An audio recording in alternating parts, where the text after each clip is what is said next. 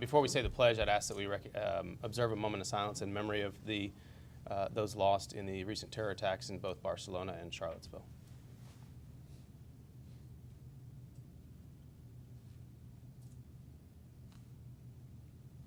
Thank you. If you'd join me in the Pledge of Allegiance to the United States.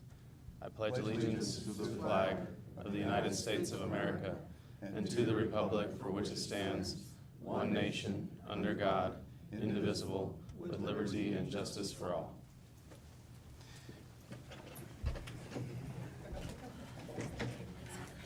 Okay, before we get started, I know we do have some new additions to the TPB. First, Mayor DeMargo, welcome back to the TPB. Good to work with you. City Representative, I know she's not here, but City Representative Cassandra Brown, City of El Paso, District 3, that was formerly Representative Acosta's seat, and City Representative Peter Svarspine in District 1. So, and that was, Representative Nyland was holding that seat prior for the city. So, welcome. We have lots of exciting work to do. We'll go to discussion and action. Or we have public comment first? We do have public comment. Okay. Would you like to take that now? Yeah, let's go ahead and do that. We have Mr. Mike Rooney.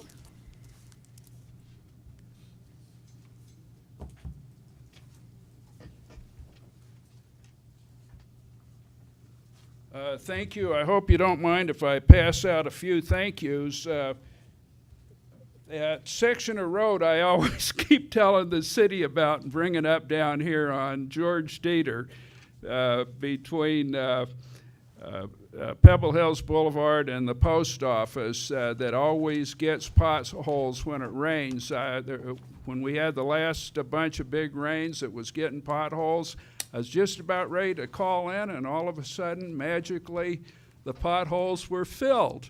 So I want to, and the city was, I was talking to Ted Marcus, the city was proactive. Apparently, they're watching some of the worst road sections and jumping on it before citizens have to. So big thank you to the city, Ted Marcus and his group.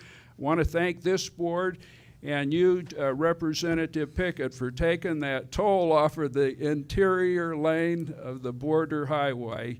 And that's super, and I hope you all will put a bunch of the media in a bus, one of the city's small buses, and take them on a tour of that so they can remind the public.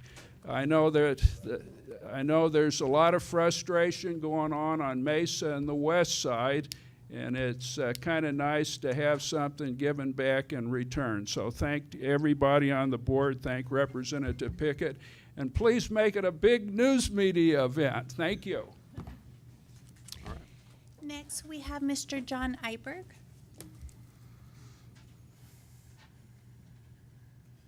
Buenos dias, good morning all. My name is John Iberg, aka Juanito Iberg, aka Biker John. I am an expert bicyclist with over 40 years, 100,000 miles, 160,000 kilometers pedaling experience, both commuting and touring. Also, I've survived 4 collisions with motor vehicles. I feel safer pedaling in Mexico than I do in the USA. Now, let me add to that real quick. Thank you to TxDOT. Thank you to New Mexico DOT, Arizona DOT, the Juarez Streets Department, and the City Streets Department. We have really great roads here. Thank you. And I'm saying that because I usually take a bike tour every summer. This summer I had planned to go out to pedal out to Tijuana, the West Coast, via Ruta Dos in Mexico. As soon as I get west of Juarez, Ruta Dos is really, really bad. No shoulder, the edge of the road is crumbling. Potholes, you know, it's really, really rough for bicycling. It's terrible for motor vehicles, much less bicycles. And I had no problems. I have almost never encountered where the motorists were so cautious and careful when it came to passing me. I was extremely fortunate because I left out of Janos, heading west on Ruta Dos. about to get into the Cerro San Luis, Cerro Occidental, that these two Good Samaritan truckers stopped and gave me and my double vision a lift through the mountains. I am so glad they did that because that road is under construction. And all of you know what road under construction is like. But there was just sand, gravel, dirt, and I'm so glad I did not have to pedal that. Anyway, I figured the route of those has got to be worse later on, or the same, if the same. It's just as bad. So they dropped me off in Agua Prieta, and after I stayed a night in Agua Prieta, I went ahead and crossed back into the USA at the Douglas, Arizona port of entry. And despite all the great roads we have in the USA, I could not believe that within 30 minutes, I was being right hooked by a motorist. I know I'm safer pedaling in Mexico. And again, I just want to compliment all of the work that all of you are doing. Our roads here in the USA are great. It's the road users who have the problems. You can build the best road in the world. It doesn't make any difference if you have a road user who doesn't know how to use the road. Thank you very much. Thank you, Mr. Iberg. That's all we have for All public right, that comment. concludes public comment. Let's move to discussion and action, please.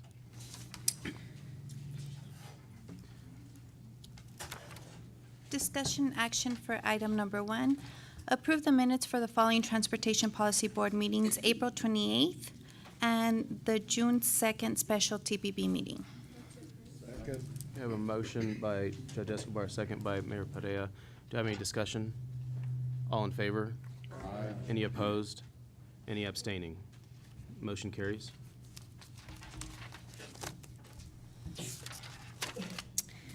Next, we have discussion action for the nomination or election of a chairperson. Okay, at this time, I'd open the floor for nominations. Mr. Chair, Yes, sir, Mayor I would Padilla. like to nominate you again for the position of chairperson for the El Paso MPO. Thank you, I appreciate that. Are there any further nominations for the position of chair? We just repeated, I couldn't hear who we nominated with the feedback. Representative Mooney. Thank you. Just wanna make sure. Okay. Are there any other nominations? Mr. Chair? Well, maybe if this motion fails, No, there might be others. Okay, if there's no other nominations, then, Mr. Chair, yes. Mhm. I move to cease nominations and accept you by acclamation. Okay. We have a motion, do we have a second? Second. Okay. Is there any discussion on that item? All those in favor? Aye. Any opposed? Any abstaining? Motion prevails. Congratulations. Thank you. Thank you. Okay. Next, we have discussion action regarding the nomination and election of the vice chair. Mr. Chair, I'll open the floor for nominations. Yes, Judge Escobar? I'd like to nominate Mayor Perea. He's been serving as vice chair, and to serve one more time. All right. Are there any other nominations at this time? Second the motion. Okay, I hear a second on the motion. Do you have a motion to cease nominations? I do, and to approve by acclamation. Okay, I have a motion and a second by Chairman Pickett. Any discussion on the motion? All those in favor? Aye. Any opposed? Abstain. Any, okay, we have one abstention. Oh, was I supposed to do that too? All right, congratulations. Thank you. Next item, please. Next item, we have discussion action to appoint the 2016-2017 Executive Committee members. We have a vacancy currently. We do. We have the City of El Paso. Okay. So that he can share in the fun, I would appoint Mayor DeMargo to replace Mayor Oscar Leeser in the position on the executive committee, if he would accept such nomination or appointment. All right. I think it's just an appointment, so that's right. Does it So- require a vote? Yes. Yeah, that's Are okay. you leaving the entire Executive Committee and just replacing? Yes, that's Michael? what I intend to do. Would As you long just- as everyone's still willing Yeah, to just- serve. Would you just read them for the record? That's, second that. We have as chair, Mayor Javier Perea of Sunland Park. Vice Chair will then be Mayor Margot. Mayor Margot from the City of El Paso. We then have Mr. Robert Bielik from TxDOT, Representative, Texas State Representative Cesar Blanco. We have New Mexico DOT Representative by Trent Doolittle. We have Alderman Walter Miller for the Town of Horizon. We have Commissioner Perez from County of El Paso. And that is your 7 for the new executive committee. All right, that's my motion then. Second. Do you also move to approve by acclamation? Sure, let's do that. And Chairman Pickett seconds. Any discussion on that? All those in favor? Aye. Any opposed? Any abstaining? Motion prevails.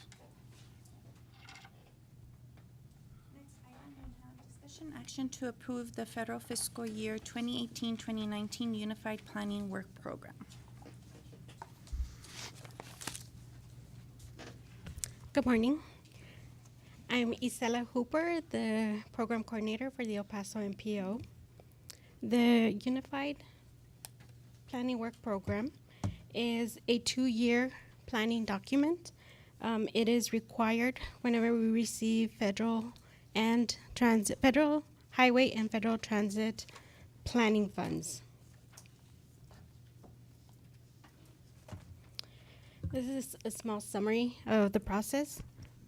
The MPO first creates the draft. We then send it out to NMDOT and TxDOT for their review.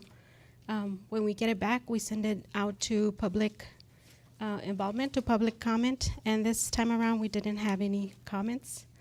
We then bring it here for you guys to approve, for the board to approve, and then the final step is to send it off to FHWA for final approval. No public comment? No public How comment. many public hearings were held? We actually put it up on our website. Oh, and For- no one submitted? Nothing. Okay, thank you.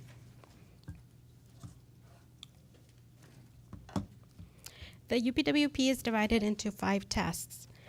Each task has the description of the work, the results of the work that was done, the cost associated with that work, and then the funding source. The first task is administration, and that is all the work that is performed doing administrative things like coordinating our meetings, meetings with other agencies, any purchases, as well as like the lease, the rent for the building. The second task is data development, and that is the work that is done in collecting and updating the data for all of the MPO plans. The third task is the short range planning, and one of the items in this task is, for example, the TIP, the work that goes into the TIP. The fourth task is the Metropolitan Transportation Plan, and this is the work done to develop and maintain the long-range plan. And the fifth task is any work that is outside the scope of tasks 1 through 4. Whatever doesn't fit in there goes into task 5.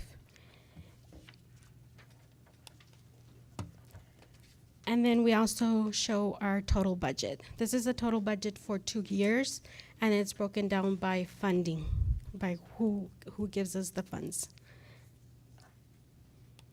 And that's all I have. Do you have any questions for me? Yeah, recognize Chairman Pickett. Questions? Just because we have a couple of new board members, could you put the budget back up on there? Sure.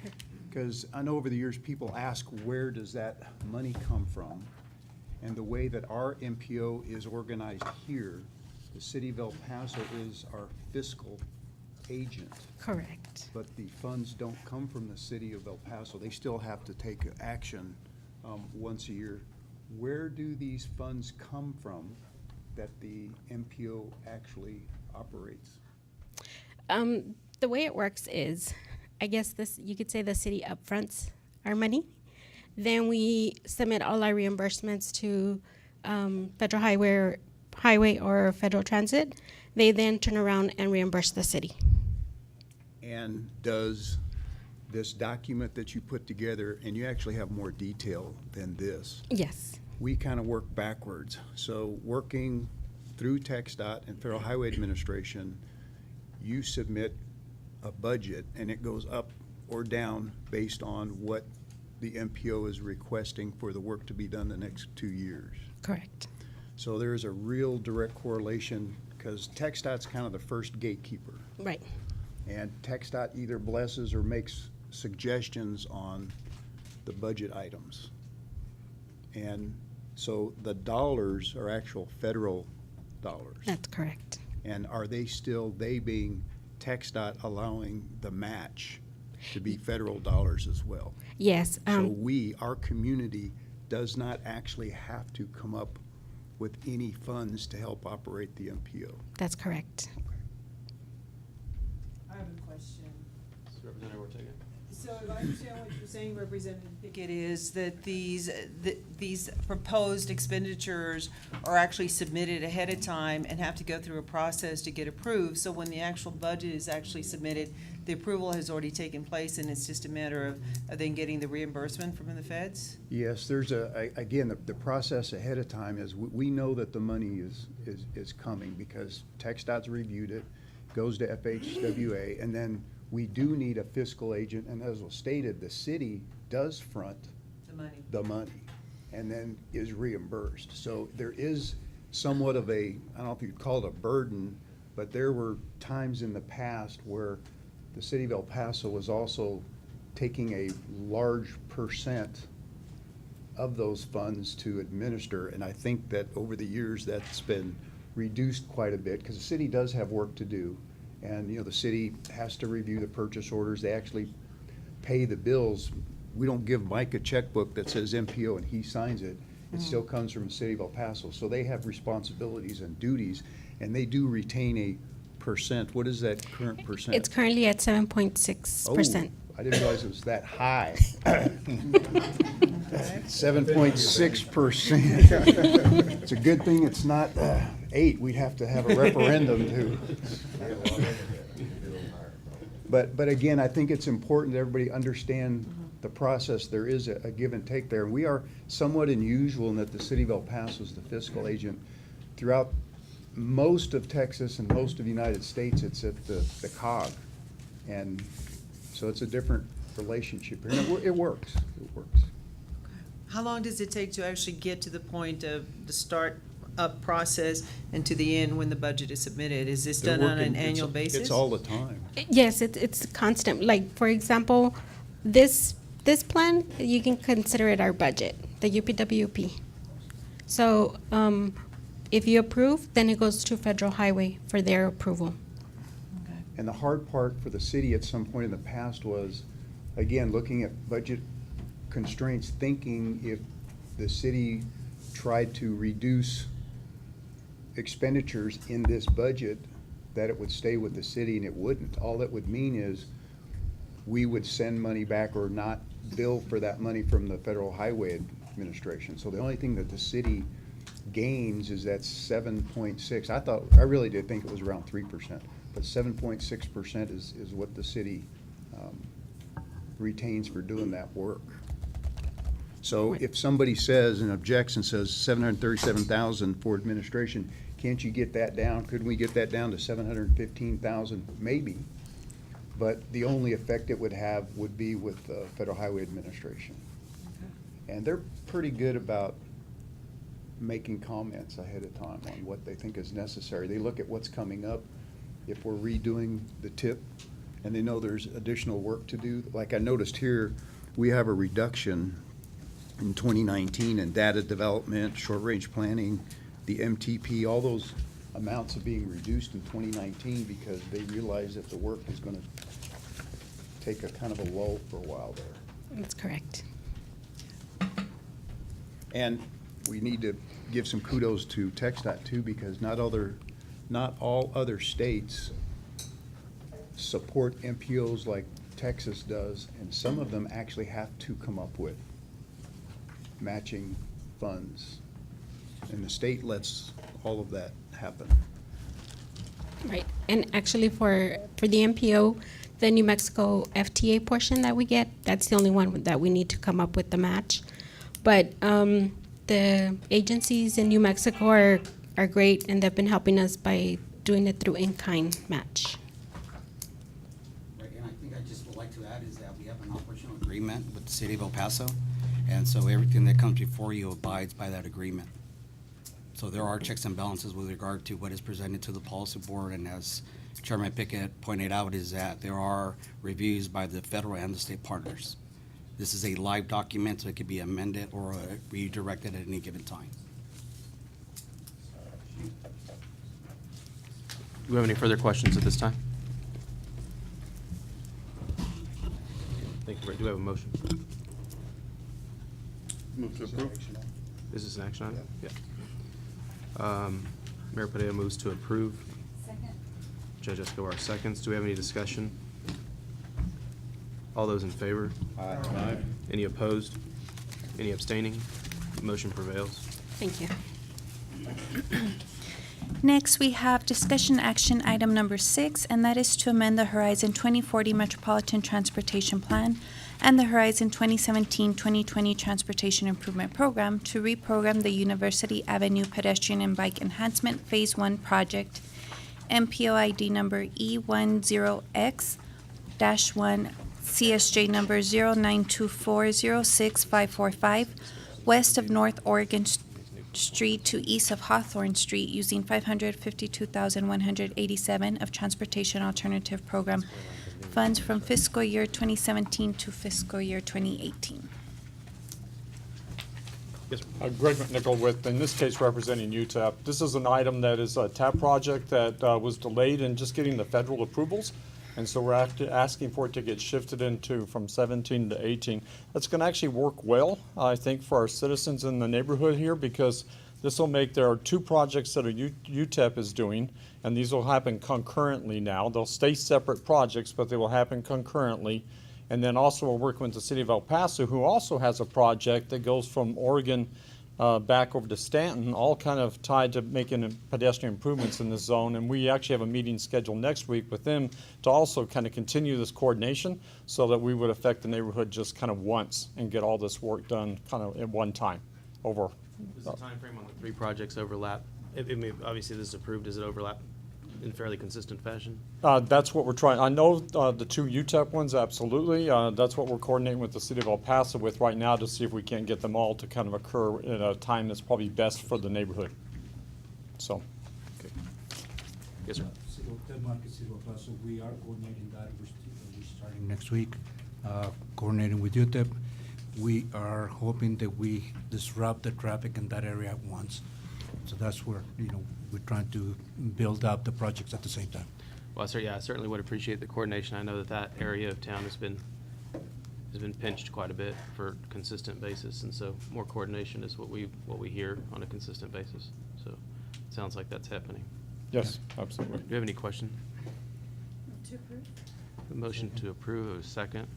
Mr. Marquez. Any discussion? All those in favor? Aye. Any opposed? Any abstaining? Motion prevails.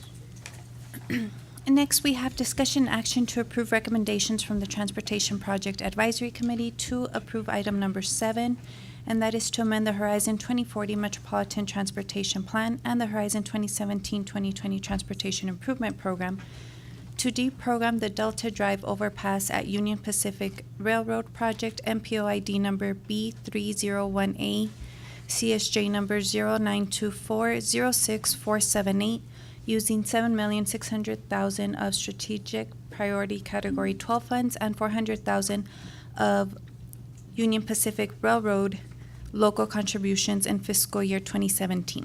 This is a TxDOT project. Yeah, Greg McNichol, I'm chairman now representing the TPAC group. Take your pin off. Okay. Need a different pin. You're right. I need to change that out. Okay. This That represents the, on I-10. Yeah, that's right. I'll have to find one. Okay. This particular project is going forward. It's just no longer, it's being done in a different fashion. This city project is going to be handled by TxDOT using the same contractor that's currently underway. doing all the Border West improvements. So again, this is kind of a better coordinated manner in which to get this work accomplished is all. And recommend it for approval. Yes. Alderman Miller. Should we approve this deprogramming, where does that funding go? And would it be available to other projects in the region? I'm going to turn that over to MPO. Good morning, Roger Williams with the El Paso MPO. The funding that is Category 12 funds in here will, first of all, they're at the discretion of the TTC, and they will be returned back to the TTC. The Texas Transportation Commission. Yes, sir. The $400,000 was a local contribution by the Union Pacific Railroad. Those funds will no longer be needed as far as I know. To piggyback off Mr. Miller's question, since the Transportation Commission has voted to use their discretionary, that's what Category 12 is, that they say strategic priority, but it's discretionary monies. Why wouldn't we have a request for that dollar amount for other projects? I mean, they'd love to have it back to reprogram, obviously, but it's not on their, it's not in their checkbook right now. So why wouldn't we ask for that for something else first? And it may come back to the region. I don't know that it Well, but may come will, back. See, but when you just deprogram it, they get a Yes, sir. notification that they've got $12 million in their bank account. But if we were to send a request at the same time, You amend the I motion. mean, there's possibility. a possibility. And I'm sure Mr. Bielik has a short list in his breast pocket that he keeps. In fact, it may be tattooed on his left cheek of all the projects he'd like to do. And I just think that if we're gonna tell the commission, thank you for giving us this money from your discretionary accounts, we no longer need it. However, we could sure use it for this, so that at least makes the decision on their part just a little bit tougher. Yes, Mr. Bielik. It's actually tattooed on both cheeks, but. Can we see it? Prove it. Well, you'll have to find a gender-neutral bathroom, I guess, to do that. We've requested a lot more than $7 million in terms of discretionary funding from the commission. Obviously, if the MPO would like to send something to TxDOT administration to pass on to the commission, we wouldn't object to that from the district's perspective. What was the entirety that we requested in discretionary funding from TTC, and what did we receive? Oh, total is probably close to 800 million. Just for some perspective here. Yeah, and what we've received is maybe 50, 60 million. So it doesn't cause some consternation. This is money that has to be on the state system.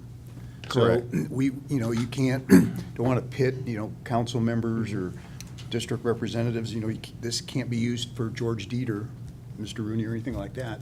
But I still think it's just worth our time to maybe ask the district engineer to recommend a use of the $7.6 million just for grins. I mean, all they can say is No. no. You don't get what you don't ask for. We'll give you a list. But once it gets there, I'm telling you, it's just twice as hard, because like our MPO, the state, they have more requests than they have money for. And so here's money that's going back, and if you don't do it at the same time, everybody knows that the money goes back. It's not just the MPO here in El Paso.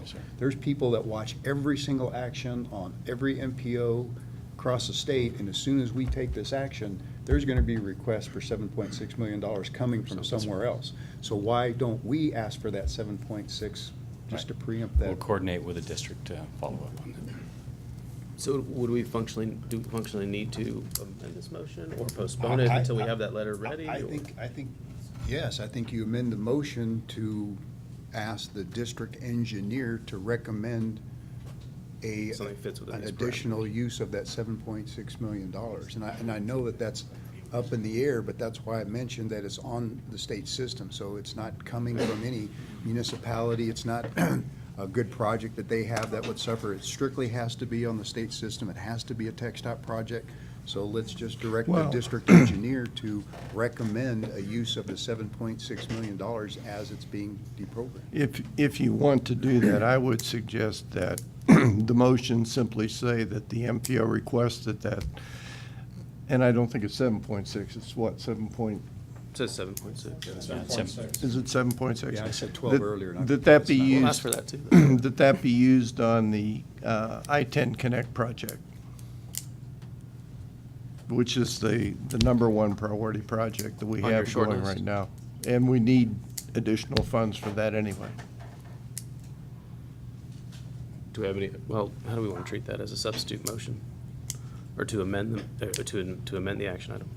I guess we can approve the action, come back with an amendment to direct the MPO to submit. When you say come back, you don't need No, another meeting. right here and then. So why don't we just, But that would be a separate item. I think you should make it part of this just to be clean, because you've got an 'Cause otherwise action it didn't item number post. 7. Okay. So if you move to approve item number 7, as amended? you know, as amended to deprogram $7.6 million and ask the Texas Transportation Commission to move that 7.6 to the I-10 I-10 Connect project. Can do that.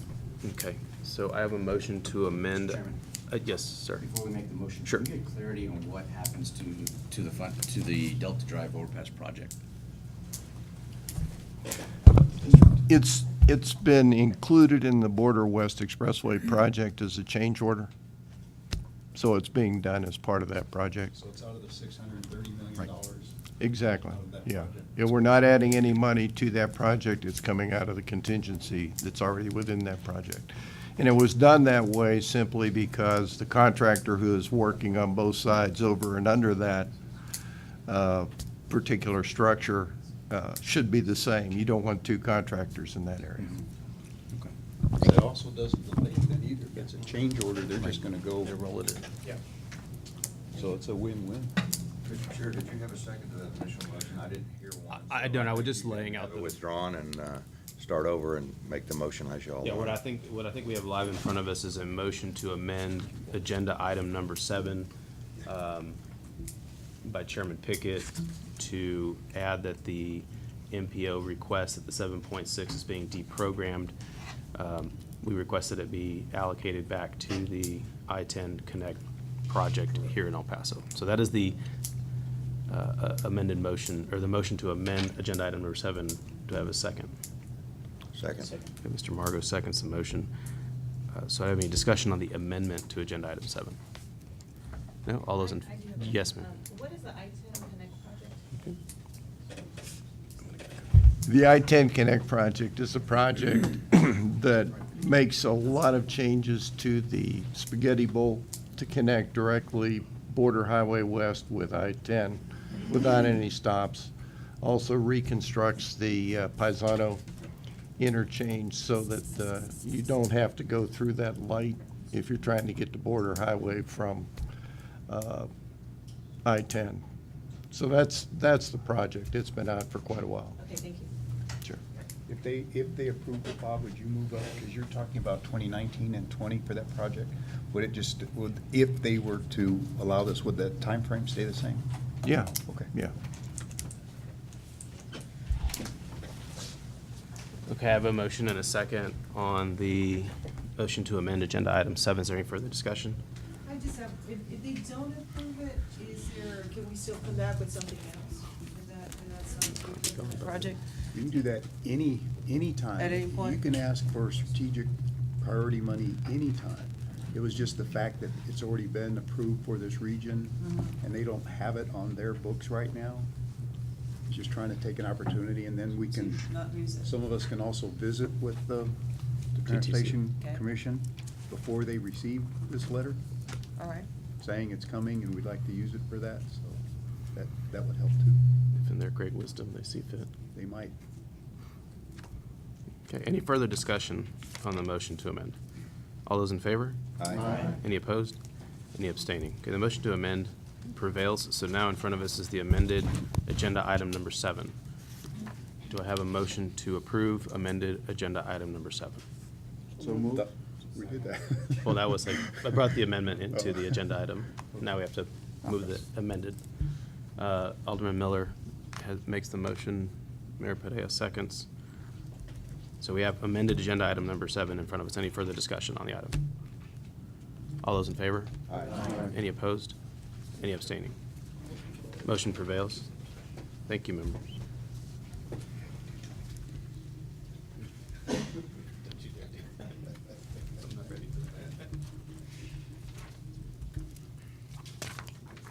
Next is discussion action to approve the recommendation from the Transportation Project Advisory Committee for item number 8, and that is to approve to amend the Horizon 2040 Metropolitan Transportation Plan and the Horizon 2017-2020 Transportation Improvement Program to program McNutt Road NM 273 Improvement Projects MPO ID number P618X CNE 100300 for pavement preservation from milepost 9.3 to milepost 14.1 using $1,500,000 of high priority project funds in fiscal year 2018, and this is a New Mexico DOT project. And again, Greg McNichol, Chair of the TPAC, and we're recommending this for your approval. It's a continuation of improvements to McNutt Road and taking care of, like it said, pavement preservation. Trent, did you have, or Mr. Doolittle, I'm sorry. Thank you, Mr. Chair. I just wanted to expand just a little bit on that. This is reconciled earmark money, and so ultimately this is an additional $1.5 million coming to the district. Members have any questions on agenda item number 8 or any discussion? To approve? Okay, I have a motion to approve by Mayor Padilla. Second. Second by Mr. Doolittle. Any further discussion? All those in favor? Aye. Any opposed? Any abstaining? Motion prevails. Thank you. Next, we have discussion action to approve recommendations from the Executive Committee for item number 9. Adopt performance measures to advance the development of the Destino 2045 planning documents and direct MPO staff to provide project priorities and funding alternatives as per policy. So I guess board members, is one of the things that we did this time around is that the MPO had hired a consultant to help with the development of this plan. This plan requires us to have the recognition of nationally required performance measurements. Along with that is that we're also asking this board to direct the MPO to report back on performance measurements that we are asking for you all to adopt here. The performance measurements here will be measured via the travel demand model to look at all types of modes. So I'll go ahead and have the representatives from Alliance Transportation Group continue the discussion. Who's the consultants that you all hired? Yes, sir. If you could introduce yourself to everybody. Good morning. J.D. Allen with Alliance Transportation Group and Jonathan Mastero. I'm your project manager, and he's the deputy project manager. We have a quick presentation for you just to kind of catch you up on where we are in the process and what we've done. The Destino 2045 plan is your Metropolitan Transportation Plan update.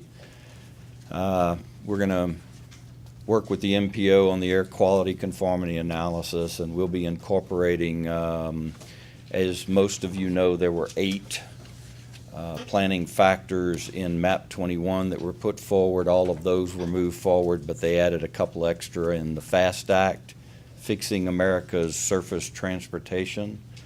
We'll talk a little bit about those so that we understand the difference between performance measures that are used for planning purposes to project and those performance measures that the feds have adopted for reporting and tracking progress.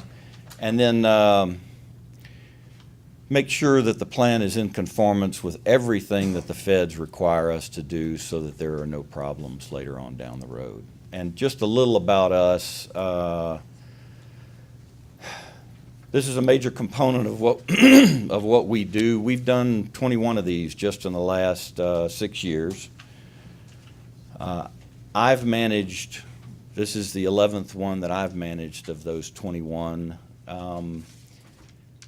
And that 60 years that you see, that's unfortunately or fortunately, that's just me and the planning director. We also have a bunch of other people that have MPO experience, but you know, after you put a number like 60 up there, you hate to just keep adding to it. I am your project manager.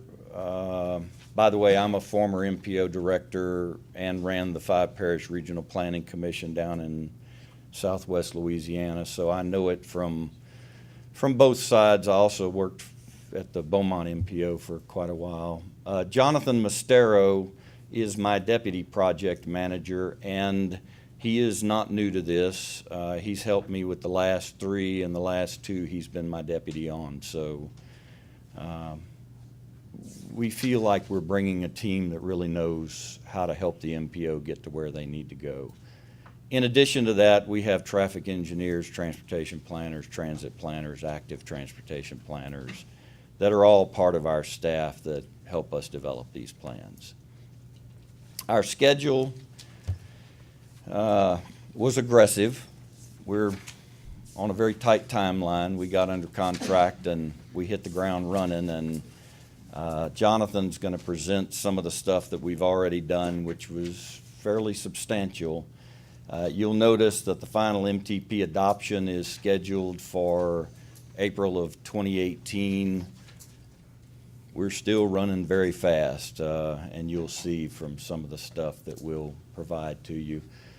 You'll see this again later in the presentation because of the way that these performance measures have come out of our federal partners. There's 2 different pieces, really. You see the MAP 21 and FAST Act things to the far left. Those are our planning factors that we must consider when developing long-range plans. And then you'll see that little clipboard with the national performance measures. We'll explain how all of that fits together in just a minute. We've got another graphic of this with a few extra things. But those planning factors feed into the public visioning, which Jonathan will talk about. And then they feed into the project prioritization, looking at alternative sets of projects to accomplish the mobility goals of the region. And then down into, you pick your preferred alternative, and then into a final plan. And you'll notice that those performance measures from the clipboard kind of move over, and they're more of a tracking mechanism after the fact. And Jonathan will talk a little more about that in just a second. But that was our attempt to try to show all of the moving pieces that are going on. But the nice thing about that is that we collect information from the public right up front about what's important to them, about what are their mobility needs and what do they need out of this plan, because my needs right now and my needs 25 years from now are very different. So we try to get them thinking about that. So I'm going to turn it over to Jonathan and let him talk about what we've done. All right, thank you. So as JD mentioned, we hit the ground running with a series of visioning workshops, a multifaceted process to get public feedback to help guide the plan. The first stage of that feedback was conducting 6 public visioning workshops that were held during the first week of May. They were attended by several community members. We really wanted to get at 4 questions. Who are we hearing from? Who's showing up to these meetings related to the MTP, and who do we need to do additional outreach to as a result? What are the current transportation trends and issues that are most important to the people that are participating? What are the most important evaluation criteria that the public feels will help guide the development of the MTP? And then finally, what's the vision for the system in 2045? So we followed up those public workshops with a month-long online survey. That survey was provided in both English and Spanish. We got over 200 responses. We also, that map on the right is showing you basically that we got a pretty good spread of responses from throughout the region. We walked the survey participants online through the same basic workshop activities that we did in the in-person workshops. There were maps that people were able to respond to. You know, is this where congestion is happening now? Do you think this is where congestion will happen in the future? Is this where growth is happening now? Or do you think growth will happen in the future? Things like those are the kinds of questions we asked. And then finally, we also conducted one-on-one interviews with individual stakeholders. So we're trying to fill in some of those gaps that we didn't hear from at the public workshops. So some of the meetings that we actually held during the first week of May when we were here for the workshops were with public safety officials, community groups, agency representatives. I know we talked to a couple of staff members from some of your offices, advocacy organizations, and we have continued this outreach process to stakeholder groups since the workshops and since the surveys. We've gotten recently we've talked to some freight stakeholders, talked to Chamber of Commerce, Fort Bliss, UTEP, and we're also still looking to engage a couple others that we still haven't quite nailed down yet, things like tourism and stormwater. These are the new planning factors that were added from FAST. This is a part of making sure that we check off all of those issues and items that the feds require us to do, so. But it also gathers great input on what the mobility needs of the region are. Mm-hmm. From a diverse perspective of users. And so kind of just to give you an idea of what we heard, that we have a pretty comprehensive report, 40, 50 pages long on all of the feedback that we heard from the surveys and the stakeholders and the in-person workshops, and we can definitely get that to you guys if you're interested in reading through that. Interested in light bedtime. Yeah. But really, safety and quality of life were really consistent concerns that we heard from all of the participants, particularly for non-motorized transportation. The East El Paso County region was mentioned frequently as a high-growth area that needed some special attention with increasing transportation needs, both from roadway and transit in particular. And then, some desire for connectivity, continued increasing connectivity between Las Cruces and El Paso and New Mexico in general. And what I really kind of want to call attention to here is this chart on the left, the evaluation criteria ranking. That is basically we asked participants in the survey and in the workshops to rank these evaluation criteria, which are based on those 10 planning factors. What are the criteria that you feel are most important to evaluate the success of the MTP? And not surprisingly, safety rose to the top. That is something we see pretty much in every single MTP that we do.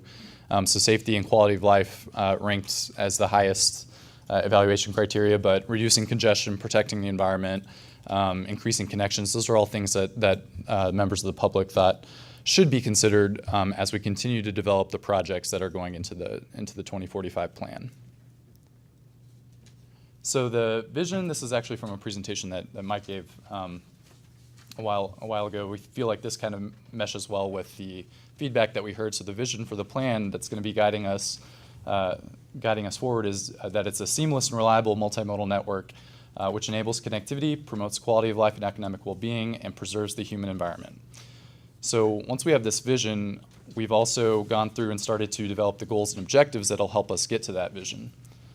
And this is where there's a lot of overlap between the federal goals and the goals that the MTP has, or the MPO has developed. So these are the FAST Act national goals. The first 6, there are actually 7, another one's for improving project delivery process. So safety, infrastructure condition, congestion reduction and system reliability, freight movement and economic vitality, and environmental sustainability. And so these are verbatim the goals that the federal government has adopted for the federal transportation system.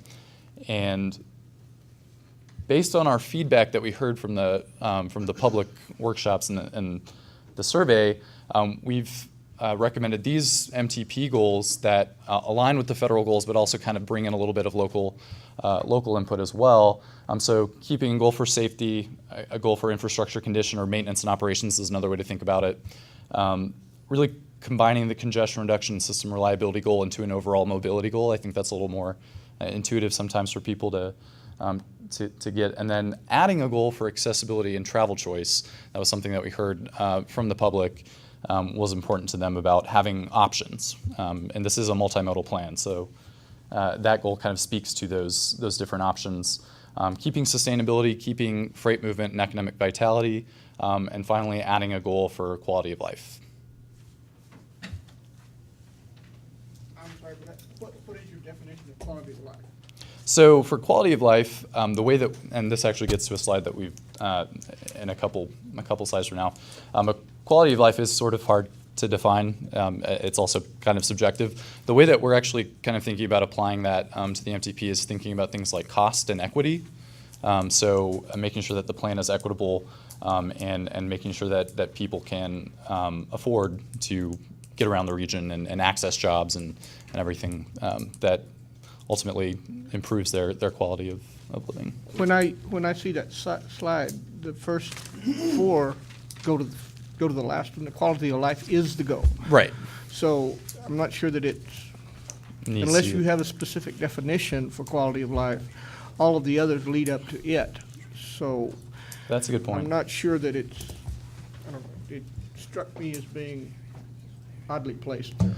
No, that's a good point. Well, actually, yeah, I listed it last because it really is kind of the culmination of everything, right? It's the culmination of all the different elements that'll make up the plan. And so I think that's a really good point to consider. Yes, Representative Swartland. Just a question. How does freight movement and economic vitality relate explicitly to international and transnational ports of entry and transportation solutions? That's where that system performance would be kind of considered, would be in that freight movement and economic vitality. We're doing a deficiencies analysis right now where we're looking at a lot of data from the ports of entry, commodity movements, passenger flows, broken down by mode, wait times, all the data that we can get to assess how effective those ports of entries are. Are they running into capacity issues? There's, I think, a separate process maybe that may happen in the future to look at all of the ports of entry in the entire state, but this is going to be more of a high level, but it'll fit in that goal, yeah. Do you know when that study might be completed that y'all are? Okay. Oh, you mean the deficiencies analysis? We're actually aiming to wrap that up and deliver our report back to the MPO at the end of next month. Okay. All right. We have any other questions? I do have a request, and it's the first Yes. time that we've heard from you since we brought you on board. We have, I'd like you to, every 2 weeks from now, using this as a baseline report, send an update to the members of the executive committee and to myself. I know that you're coordinating with Mike and everybody over here, but just so that we're all roped in this, because I don't think it should be lost on anybody, that when you said it's an aggressive schedule and a tight timeline, that is probably an understatement. Mhm. So I think at the very minimum, the executive committee and the chair should have fairly frequent updates, aside from the ones that we will receive at our monthly MPO meetings. So I'd like y'all to be available for updates. It sounds like we'll be at the MPO meeting next month, but also if the executive committee needs to hear from you, if we could make sure that we have that availability so that we can stay on top of these issues. Yes, sir, and I think we have a vehicle for that, because Mhm. right now, That's what I we're was thinking. having monthly meetings with the MPO staff itself, Mhm. but we're also having monthly meetings. Is it monthly or every 2 weeks? The stakeholder group is monthly. Yeah, the stakeholders is monthly, but the MPO, so it winds up being every 2 weeks. We've Mhm. either got a meeting with the MPO or with the larger stakeholder group, which is TxDOT, New Mexico DOT. Sun And I Metro, think so- that probably the minutes from that could be provided. Mike? Sure. You okay with that? To the executive Mhm. committee, which would give them, because we've been doing that since the beginning of the process. Okay. Mhm. I think that would be helpful, just so that we're all kind of keep apprised of everything and don't get surprised by Absolutely. deficiencies as we move forward.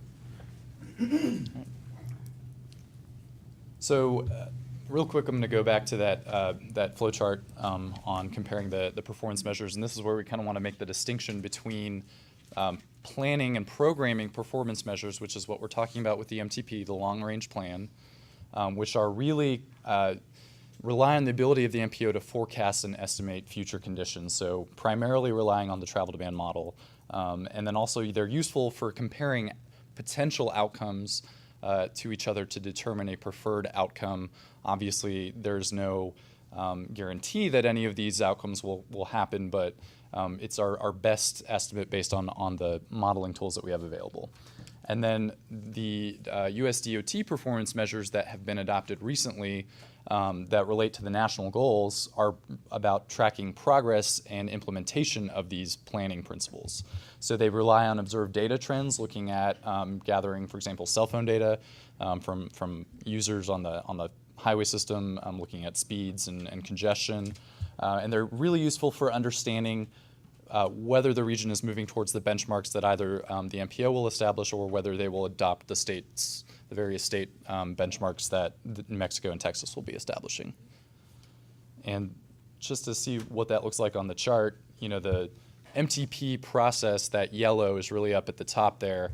And the red is the kind of tracking that happens after the plan's adopted, and then you program projects through the TIP and everything.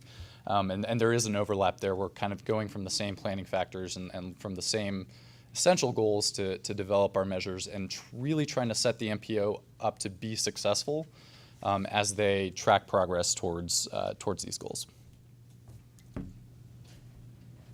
So just if you're not aware, these are the actual measures that the Department of Transportation, U.S. Department of Transportation has adopted. So for safety, they have a 5-year rolling crash average. Infrastructure conditions, they look at pavement condition for both bridges and roadways on the on-system, NHS, and off-system. Congestion reduction, they have peak hour excessive delay per capita and the percent of non-single occupant vehicle travel. System reliability, they've developed a kind of a person-mile travel reliability index calculation that's kind of complicated, and a similar one for truck travel time reliability, which speaks to the freight movement goal. And then for environmental sustainability, they were looking at percent change in CO2 emissions compared to the previous calendar year, but those GHG, that's the only measure that really hasn't been finalized yet. That's still sort of in review based on changes in the administration. So then what we're proposing for the MTP, these are the possible measures we could use. I mean, I think really the meat of the discussion that the MPO would like to bring forward today are, you see on the left the Destino 2045 goals, and then the measures that we would use to assess how different alternatives within the MTP compare to each other. So for safety and maintenance, we're really not talking about using the travel demand model because we can't really predict crashes with that or predict future conditions on pavement as straightforwardly as we can with the other measures. But we would still look at top crash locations as they relate to projects in the MTP, and we would still look at locations of deficient bridges, sort of the most critical good proxy data. Yeah, most critical maintenance issues that would be addressed through projects that are programmed in the MTP. And then for the other goals, we are proposing to use some outputs from the travel demand model. So looking at mobility, we'd look at VMT, and we can look at that in several different ways, whether it's on the arterial network, the highway network, total per capita. That also speaks towards air quality conformity as well. We're looking at a speed index, which is essentially the free flow travel speed as compared to the observed travel speed. And also looking at delay, which we can aggregate up to the regional level, how many minutes of delay per person or just total do we anticipate through the plan. For accessibility and travel choice, looking at jobs and population within a half mile of high quality transit, rapid transit, and then looking at commute trip travel times within the environmental justice zones. Sustainability, percent of non-single occupant vehicle trips. That's also a measure that's from the national tracking goals as well. And estimated emissions, the MPO has developed a sketch planning tool that can take the travel demand model outputs, turn those into emission estimates at sort of like the corridor level, essentially. And then looking at congested freight hotspots based on the percentage of volume that is freight, the percentage of the total volume that's freight, and the actual volume to capacity ratio on those links. And then also for quality of life, looking at travel out-of-pocket costs and individual mode shares for specific modes. You'll notice that a lot of these could kind of fall within different goals. So that's like percent non-single occupant vehicle travel, be a sustainability measure. It could be a measure of travel choice. But we just wanted to list them one by one in this list. But they're not really limited to belonging only to those goals. They serve multiple goals in a lot of cases.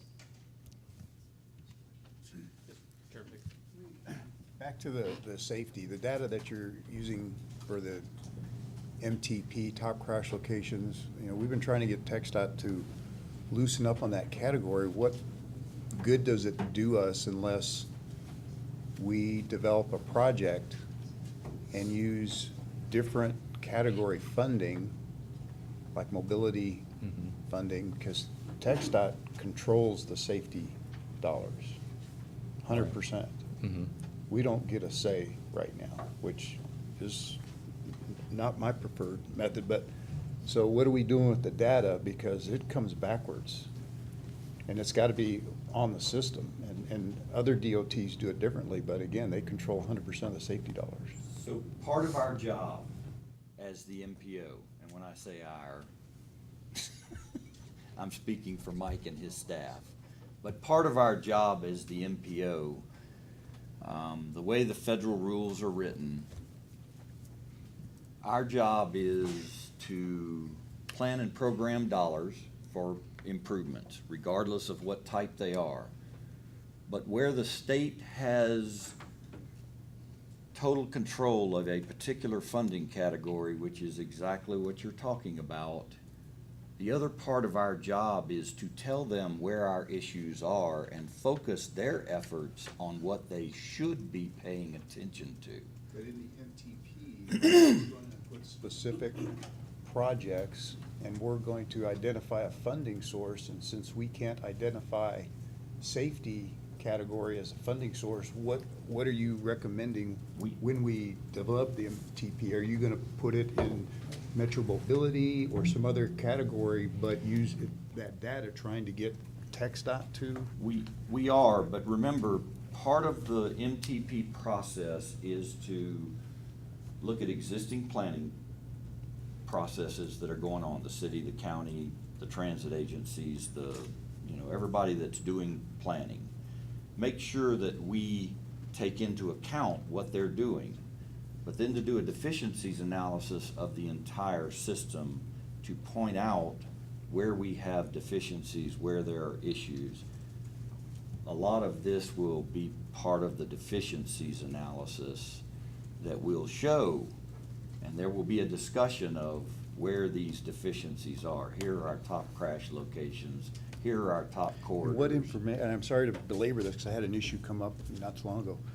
Now, some of the information is also out of date. There's crash data, and then there's been improvements made, and sometimes it's not from safety dollars, just some of the improvements that TxDOT does or the municipalities have had a positive effect, but TxDOT, and I'll give you an example, they were gonna spend some safety dollars on an area that no longer needed it, and getting them to move that was difficult. Are you getting your information from where? From the TxDOT database. The CRIS database, yeah. You can't get it from the city because they require an open records request. That was a diss, by the way. Well, I asked for some information. I was told I have to send in an open records request as an elected official. I specifically understand what you're talking about because there are issues with every data set that we use, and one of the specific issues with the crash database is that oftentimes the police officer will go to the nearest 7-Eleven and do his final report, which puts the location somewhere else, and we have to go through and try to find that out, and we do, by the way, spend We've gone through and inordinate sort amount of cleaned up some of trying those. to Yeah. go through and clean that, but again, there are some things that the MPO just doesn't have control over, but this is our way of pointing those who do in the direction that we want them to pay attention to. So the deficiencies analysis, as you'll see when we give you that report, we'll talk about transit, bike, roadway, freight, all kinds of everything, every mode that we're looking at. And there will be a discussion along with a very big appendix that talks specifically about each individual mode, so that as our partners who plan and program other funding sources do so, they can go back and look at what we've done and say, oh, maybe we should pay attention over there. And I'll add one thing too, that projects that may not be specifically safety projects may still address a safety concern, and so that'll be a factor to look at. A project on a specific corridor may not be a safety project that comes from the safety funding, but there's no reason why we can't give it a little address design deficiencies that address safety issues as we're putting that project. And give that project some extra weight in its prioritization as well. So as we mentioned, we've been going through a multimodal needs assessment. So the major themes we're addressing, JD just kind of touched on these. Roadways, looking at. Are there any other questions about that? Because we're more than happy to. And we can come back to it. Okay. Yeah. So safety, we've done a crash analysis and looked at those top crash hotspots. We're looking at public transportation and all facets of that, the urban system, the 5307 services from Sun Metro, but also looking at rural services and human services, transportation coordination services. We've actually just had a stakeholder interview recently with Project Amistad, getting some good information from them. We've looked at active transportation, both biking and walking. Looked at freight and border crossings together, so looking at not only freight congested hotspots, but also how that relates to those ports of entry, all from New Mexico and Texas into Mexico. And then interregional passenger transportation, kind of touching on that at a high level, looking at some of the high level needs that might be there for Amtrak or airport, or just understanding how that fits within the regional transportation system. And finally, looking at an inventory of the current maintenance and operations, the main maintenance and operations needs from all of these different mode choices. I think that's really the last slide. Oh, beyond what's next. So over the next few months, just to give you an idea of what to expect, we're going to be finalizing these goals, objectives, and performance measures. We're kind of referring to them as our guiding principles at the end of August, which is why we wanted to come to this body and get your input on that as well. We are going to be finalizing the needs assessment, like I mentioned, in September, and producing a report that will be distributed to everyone as well. We're going to be, in the meantime, developing alternatives, which is really the mix of projects. The MPO has already done a project call and received a lot of submissions for projects, and we're going to be kind of looking at how those fit together into different alternative system mixes. We're going to have a workshop with the TPAC in October, November to kind of talk more specifically about the alternatives and the prioritization. And then also finally presenting all this work that we've done to date back to the public, presenting the visioning process back to them, saying, did we get this right? Do we need to change anything? This is kind of our gut check. Yeah. Here's what we heard you tell us. We did our own analysis. Here's what we see. Are we getting it right?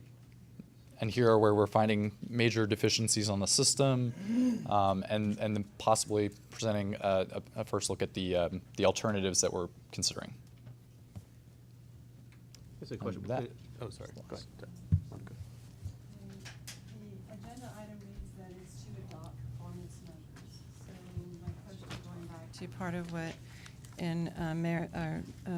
Mr. Miller stated, you have, within your presentation, you have the US DOT tracking measures that are required, and then you have the possible MTP measures. And so I think I have two comments on one, on the quality of life. I think in terms of tracking the travel out-of-pocket cost could potentially prove that's kind of difficult to track in terms of that.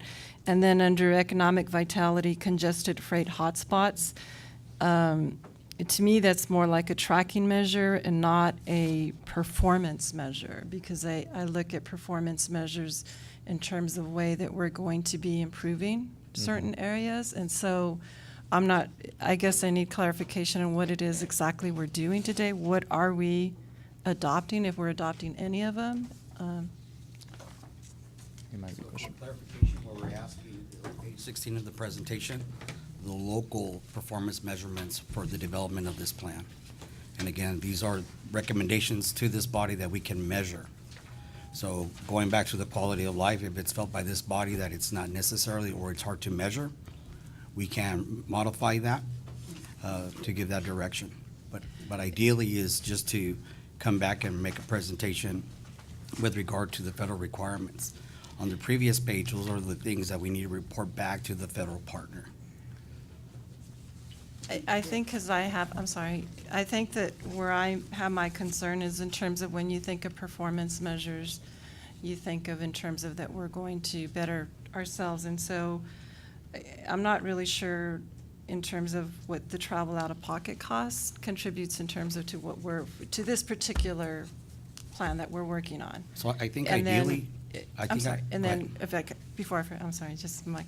And then in terms of the congested freight hotspots, is it, in terms of the performance measure, are we going to have a goal in terms of we're going to reduce it by a certain number of Right. year? Is that the Yeah, way that- it's going to be stated? I think Just that's so a that we- phrasing. Right. Yeah, Okay. the phrasing on that really should be, the measure would be the reduction of Reduction, congestion. okay, so Yeah, then, exactly. okay, then that's, okay, Mhm. got that, thanks. So I think, We sometimes get hung up on our technical analysis. right, so I think for clarity is that what the MPO will do is it'll develop a baseline based on the information that is accumulated from the needs assessment. Mhm. And then from there, it'll make recommendations to the TPAC, to the policy board on the priority projects that are based on the performance measurement. So ideally is that you compare what we would consider the no build from the future against the baseline. Right. And then the alternatives come back to this body for approval. I just want to reiterate that I understand that there is a planning language where certain things mean certain things to planners, and they get transferred to this. But when you put up a question, or you put up a category to the general public that says something like quality of life, that's pretty broad. And yet, we go over here and it's very narrowly defined in the planning definition. And so my concern is, when you go out to the public, do they understand exactly what you're asking? Are you talking planning to them? Are you talking in a way that they could understand? Because from what you have there, quality of life has been defined more towards, I don't have a good term for it, but more towards amenity to travel than improvement being sitting through 2 lights instead of 3 to get to the freeway. Both are quality of life issues. I'm just concerned that how is this presented to the public, and what did each one of those mean? I think maybe I have a recommendation that might address that. For quality of life, rather than, what we could do, rather than assigning specific measures to that, I think those actually would fit in other measures as well, or in other goals as well. Just kind of the way we would assess progress towards a quality of life would be making progress on all of the measures, or all of the goals overall. Don't get me wrong, your definition here, I don't object to it being up there. It's an important thing, but I think it should be called something else. Okay. Well, and let me address, and I know where you're going, because like I said, my quality of life and your quality of life. And Jonathan started out with, it's one of those very subjective things, and if you go back to the 10 planning factors, the 10 emphasis areas that we must focus on, quality of life is one of them that the feds put in there that we have to pay attention to. But I understand completely your argument that, and we did, we talked to them and asked them questions about what they meant by quality of life. The travel out-of-pocket cost, we're okay with taking that out. It's okay. It does go to an EJ issue. So we are only concerned in that we make sure we cover all of the bases. Jonathan said that we could take almost any one of these and move them around into different categories. For the quality of life, we're happy to take those 2 out and move them somewhere else if that's the issue. Because I agree with you, quality of life is a totally subjective measure based on your individual needs and wants. My quality of life 20 years from now is that I don't drive and my wife drives me around in a golf cart. So, we're happy to do, our main focus here was to develop, and believe me, this set of performance measures that y'all are seeing here, when we first Iteration sent this to the 5 or 6. MPO staff, we gave them a list of 20 or so. 20 or so and said, okay, this is everything we can think of that you could do, but remember, it has to be sustainable. We have to be able to analyze it, but then you have to be able to continue to analyze it, and we have to focus in on, because, and that's why we spent so much time talking about the difference between the planning performance measures, which are used to forecast, and those performance measures that our federal partners have just recently issued that really don't always have a one-to-one correlation, but they're gonna make us judge ourselves on. So what we were trying to do with these was set the MPO up for success and do something that was replicable, sustainable, that they could do fairly, you know, as a matter of course in their planning, and it would feed into these national performance measures that they will have to report on, that the state is currently in the process of starting to set targets on, which they'll have in, what, a year, I think, and then the MPO will have 120 days. So, when I look at the two bullet points that are underneath quality of life, travel out of pocket cost, transit bike, I mean, it sounds like this is the category in which we're expressing the importance of multimodal transportation and how that impacts a community like ours. and we can move those around and just talk about quality of life in meeting all of those other goals. That's very easy Right. for us to do. Yeah, I wouldn't want to lose. Because we're gonna talk about everything that the public told us was important to them. And we're gonna talk about everything that the Fed said we needed to look at so that we cover you. What are the measures, the feds, you have that? Yeah. Yes, sir. Where's that one? Can you bring that one back? So if that's tracking measures and performance measures, what are the performance measures mentioned in FAST? The Wow. 10, you actually have to go back to the 10 planning emphasis areas, and then they talk about the feds coming out with performance measures to track. And that's why we spent a little time trying to explain the difference between what we have to consider.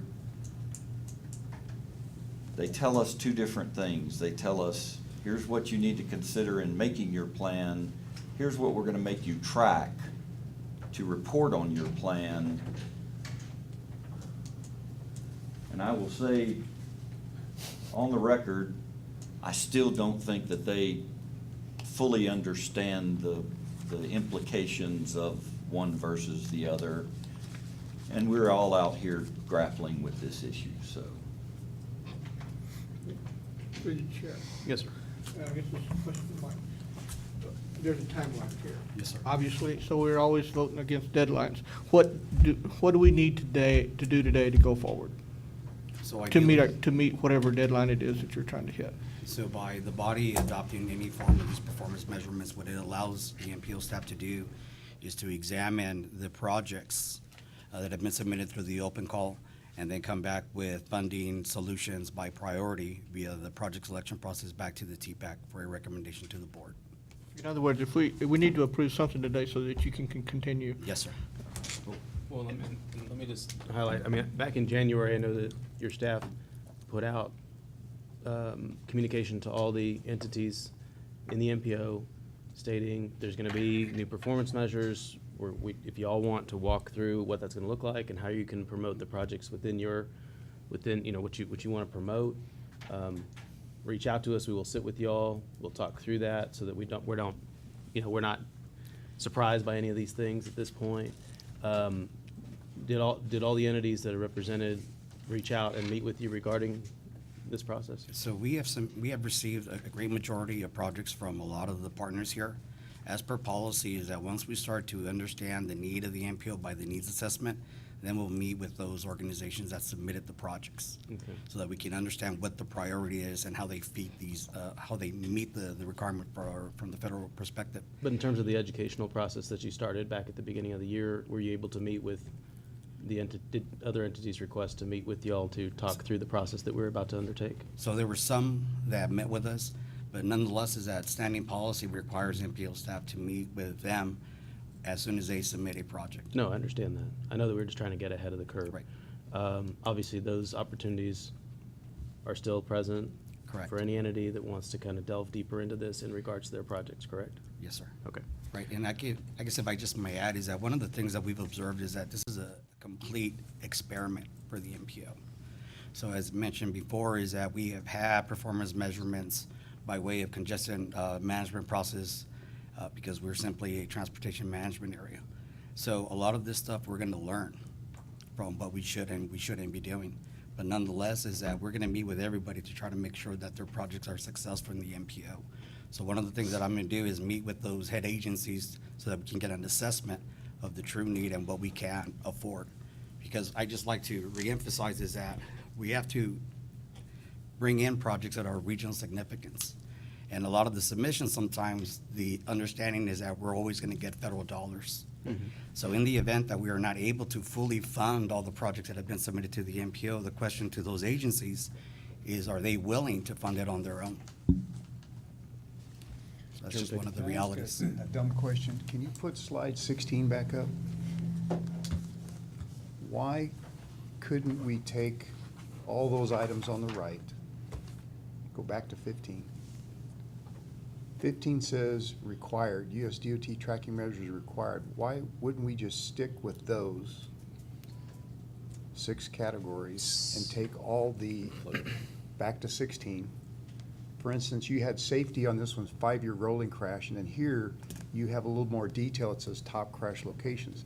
Why wouldn't we just take what's on that list that's not specific in the other one and just make that our possible MT measures is what the required one is? What? So So I apologize if, because you notice we spent a number of slides trying to show the difference between what the feds have required us to look at as we do an MTP and what the feds are requiring us to do to report on our progress. And this has to do with backcasting. A lot of these have to do with how we look at what we're doing as we're going through the process and giving ourselves a grade on that. A lot of what the feds tell us in those 10 planning emphasis areas have less to do with what has happened and how we're doing on what we've implemented than they do on how we forecast. And that's what we're trying to do, is make as close a correlation while still staying within this planning emphasis framework that they require us to consider. So, for instance, go back to the other one. Bridge and pavement on-system and off-system condition. How do you forecast that? That's an after-the-fact. And the safety. And it's not a dumb question, by the way, because we spend a lot of time trying to. we do forecast that. We do, but it's through a series of very, very difficult exercises. And remember, we're trying to create a framework in which the MPO can easily forecast these things and apply them to their project prioritization system, which, by the way, is also how the local entities have been pointed to what can make their projects successful. I think the safety one is actually a good example here because, you know, the federal tracking is going to be looking at the 5-year rolling average.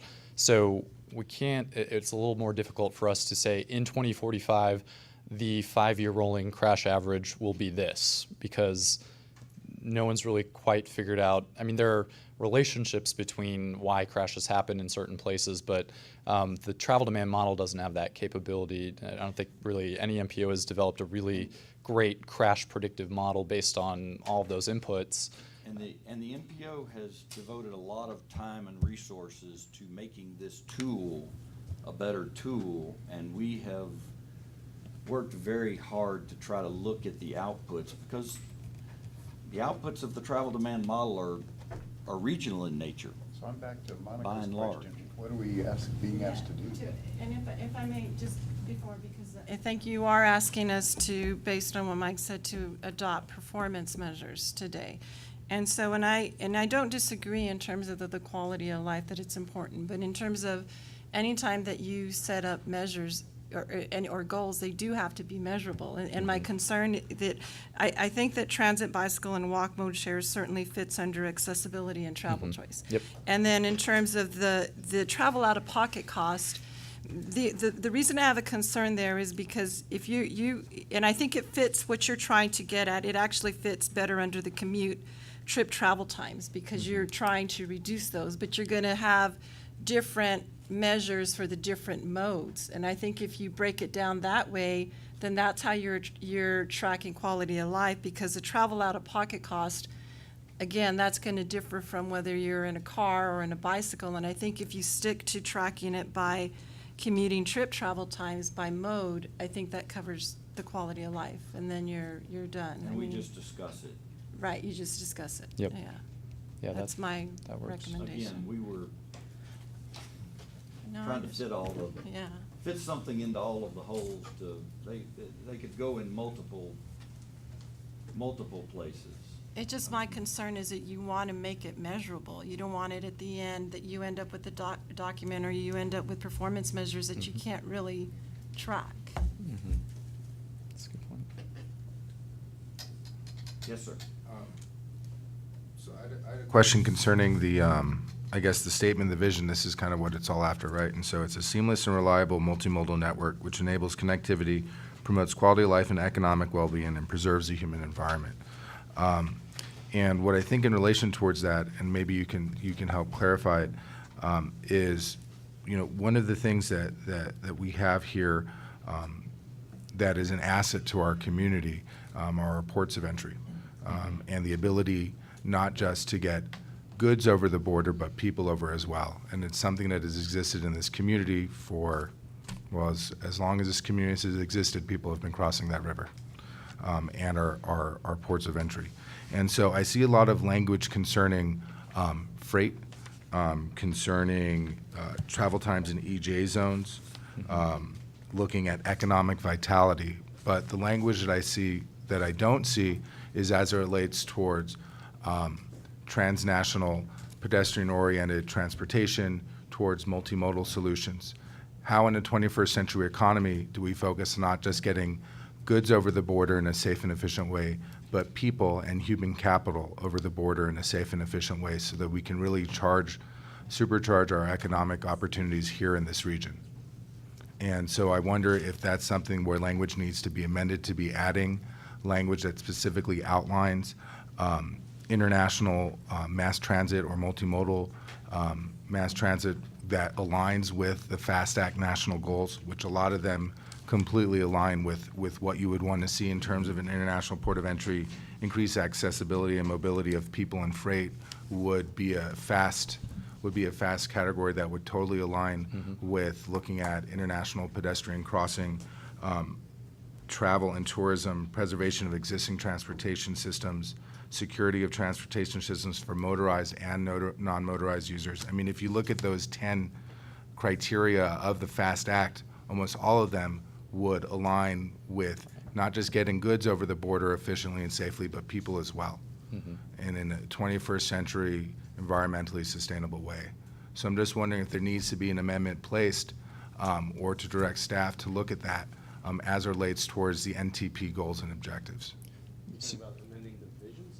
Not the vision statement, but the possible NTP measures and the NTP goals. For example, the NTP goals, I think it's slide 12. It talks about freight movement and economic vitality, but it doesn't, there's no mention of transnational multimodal pedestrian transportation. It's only freight movement, but not people movement. See what I'm saying? So like adding maybe economic vitality and transnational. Transnational mass transit multimodal Yeah, systems. connectivity. I think that the difficulty we had with so we're definitely looking at the ports of entry and the needs assessment. And the difficulty we had was trying to figure out a good way to measure or forecast sort of the conditions in the ports of entry in the future. Maybe that's just something we need to give a little more thought to. I guess from the MPO staff perspective is that there's been a lot of work done at the ports of entry. There's actually 2 active border plans that the state of New Mexico along with TxDOT have developed. And so certainly we do examine any projects that have been nominated via that mechanism that always introduces the federal participation.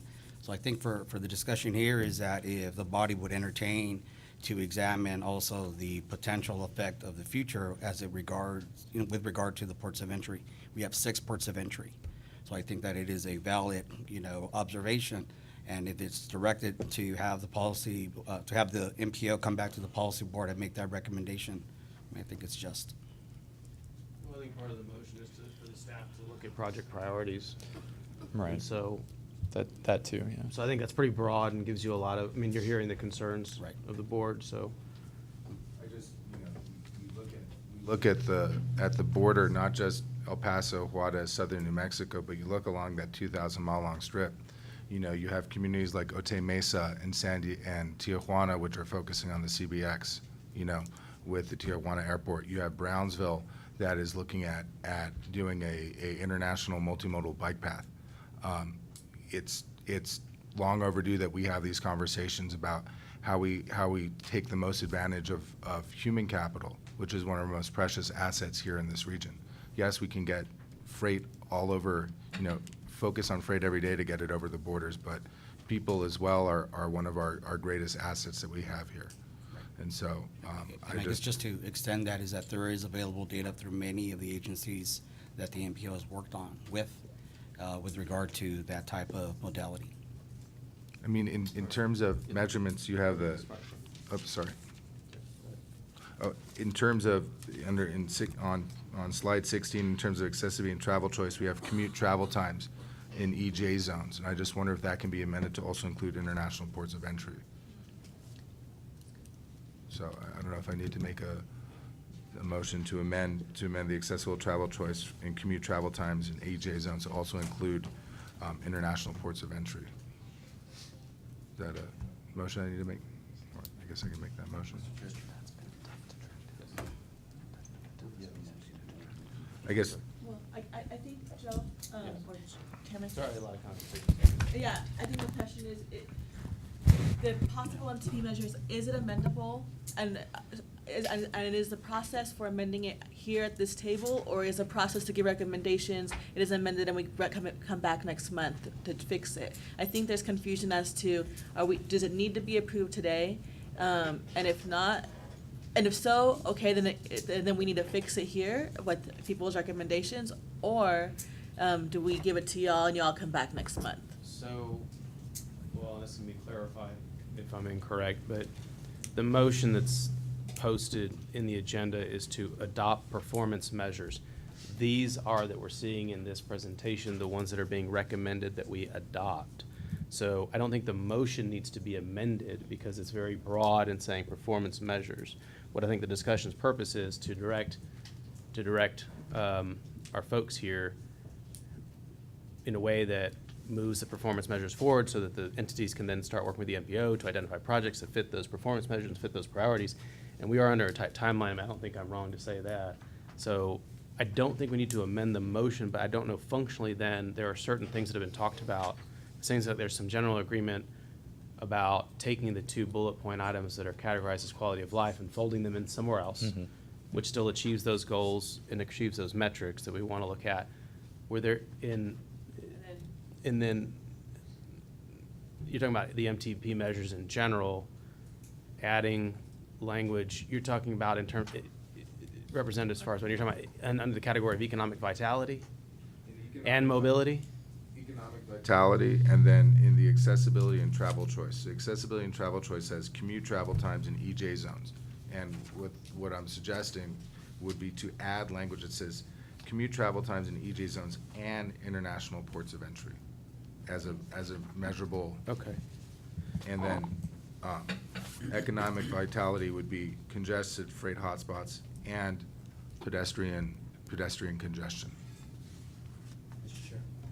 Yes, sir, Mr. Marcus. If I make a suggestion, instead of saying commute trip, travel times in EJ zones and adding something, why don't we take out in the EJ zones and just say. That makes it broad. And make it broad, so that you can do it within the city, within international bridges, within adjacent communities, within other locations, and we can take that, travel times Okay.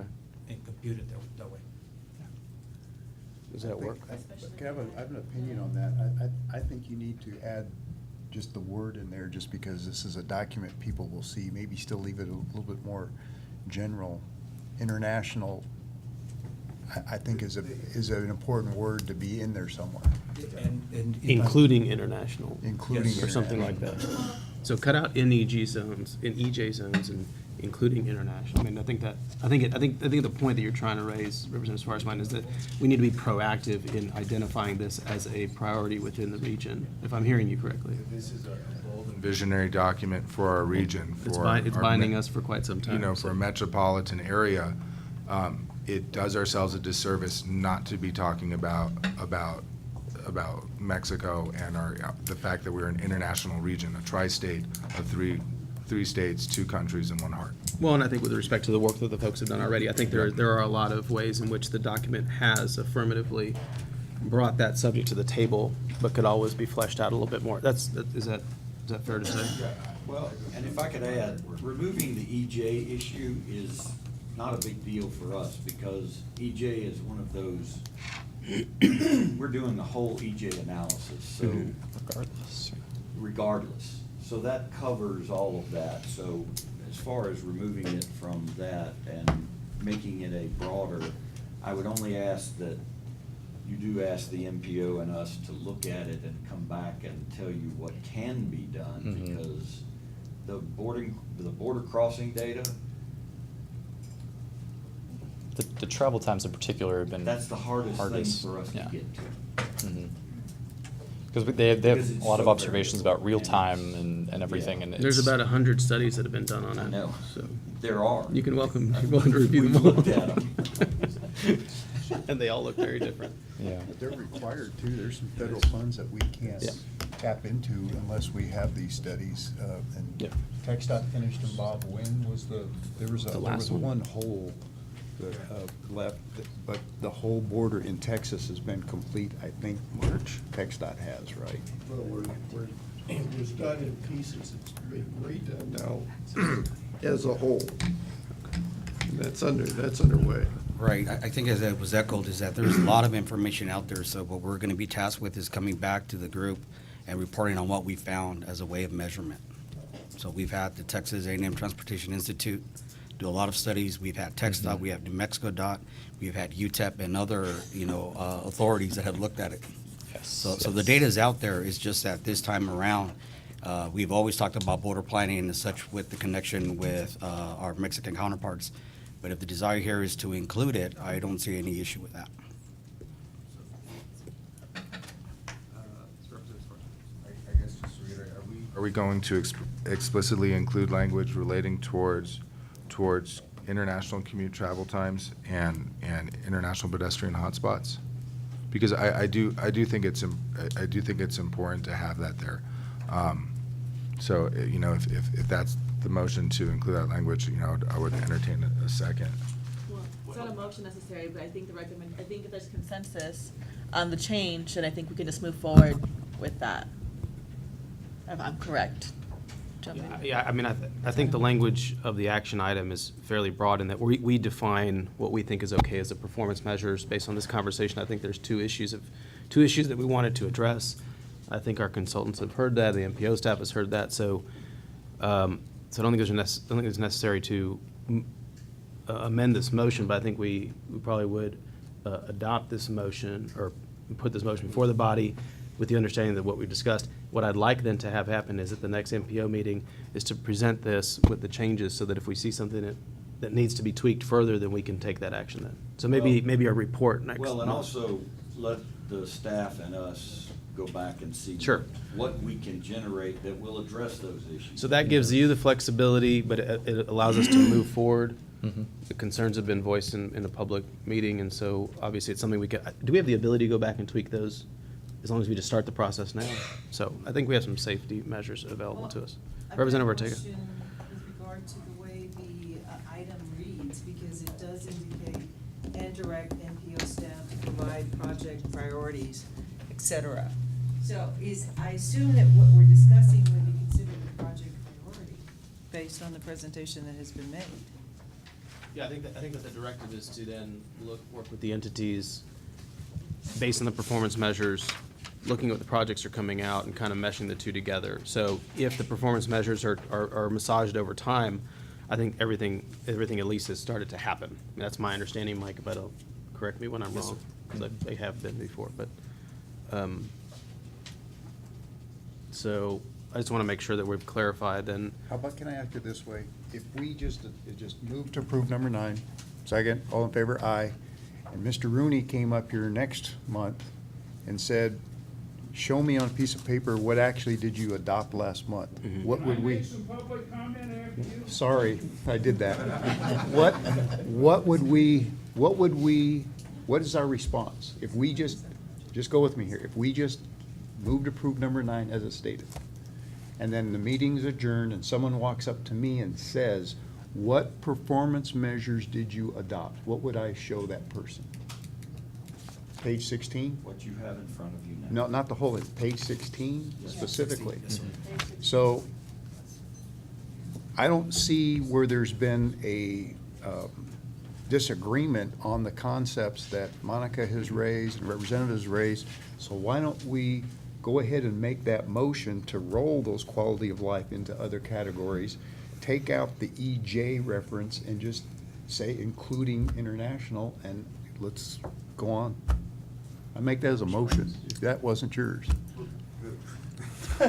So, I mean. Because that's what we've talked about. Well, We yeah. focused on those right now. We focused on international, we focused on travel out of pocket, cost, quality of life being, and this kind of goes back to what I was talking about earlier, and why not using that page kind of 15 as a reference.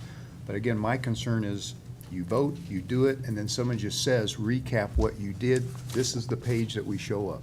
This page doesn't say international, the page still has quality of life that Walter's brought up and Monica's brought up, so it's still the same page. Let's change the page. Okay, so I have a motion on the floor to address, and I am almost certain that Ms. Granados has recorded these things accurately as we've discussed them.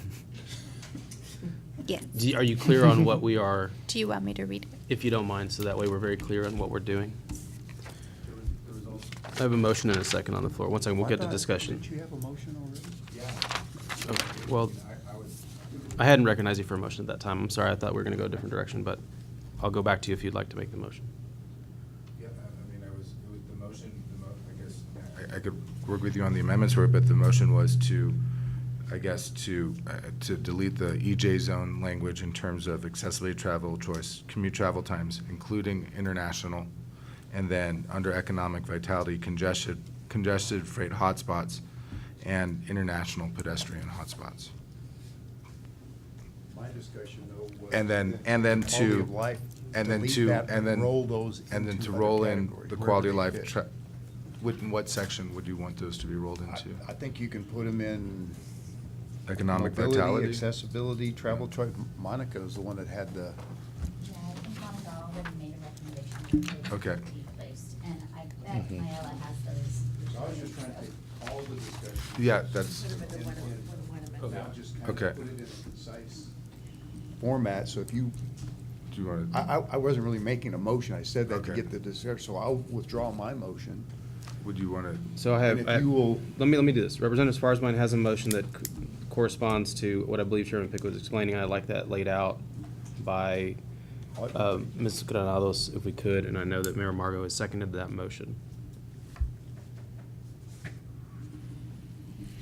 Okay, so the motion is going to be to adopt performance measures to advance the development of the STINO 2045 planning documents and direct MPO staff to provide project priorities and funding alternatives as per policy with discussions with the changes as discussed on slide 16, which is the possible MTP measures, to, on section quality of life, move travel out-of-pocket costs to accessibility and travel choice, to move transit, bicycle, and walk mode shares to accessibility and travel choice, leave quality of life and put a bullet to read break down all modes, and then add accessibility and travel choice on commute trip travel times in EJ zones and include national port of entries, and then add wording on economic vitality section,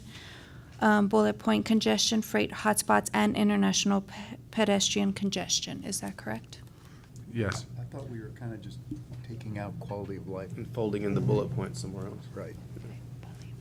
I think that's the only thing that I didn't understand it. It was okay.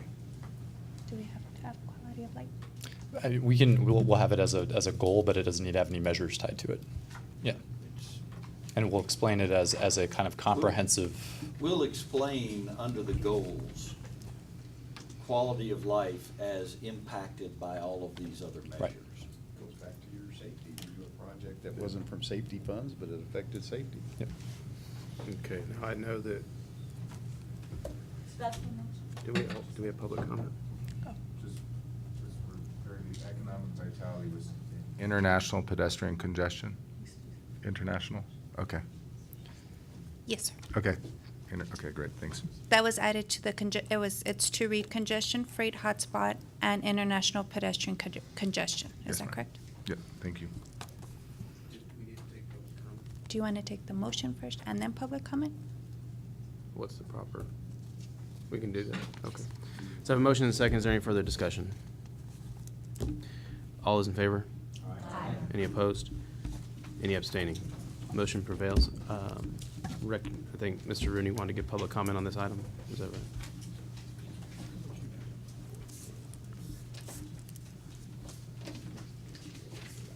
Oh, Mike Rooney, thank you for your very honest comment that you're trying to bring some kind of order out of ambiguity, and the feds, the wizards in Washington, they come up with grand ideas and then you have to make it work.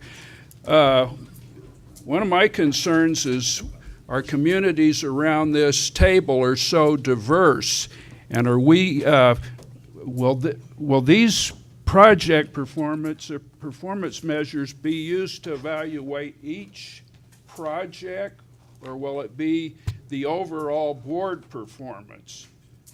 Let me give you an example. About a year and a half, 2 years ago, performance measures came up, and I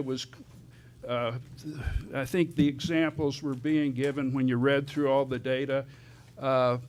Miles of sidewalk built, miles of bike lanes built. But if people aren't using them, let me put it this way, do some of our smaller communities need roads or maybe transit, but they don't need some of these nice amenities? So do we kill a viable project that'll help a smaller community where the measure might be better for, the multitude of measures would better fit for Las Cruces or El Paso? I'm sure Horizon City, are you worried about an international bridge? So does one size fit all? So that's all I'd ask you to consider. Thank you, and thanks for your very honest comment. At least after all these years, somebody admitted it. My special gift. We move to the next item.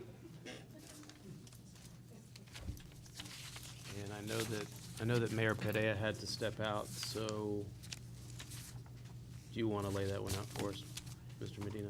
Because I think also our vice chair of the PC is no longer on the board. So. Or Vince, did you want to lay that one out, Commissioner Pettit? Oh, we need, oh, Read it. Okay, yeah, go. sorry. Discussion and, I lost it. Sorry. Discussion and action to approve recommendations from the Executive Committee for item number 10, legal counsel position. Recommend nomination to hire attorney for 6 months with a one-time 6-month extension reporting to Executive Director and Transportation Policy Board. And B, direct MPO staff to advertise a request for qualification for legal services. This item can also be discussed under executive session as well. Okay. Do we need a motion? Can we just say, does it have to be attorney? I'm here every month. Can I do it? Okay. I'll charge half. Okay, I have a motion to move, a motion to move to an executive session and a second. All those in favor? Any opposed? Abstaining? Okay. So I declare that. And the time is 10:53.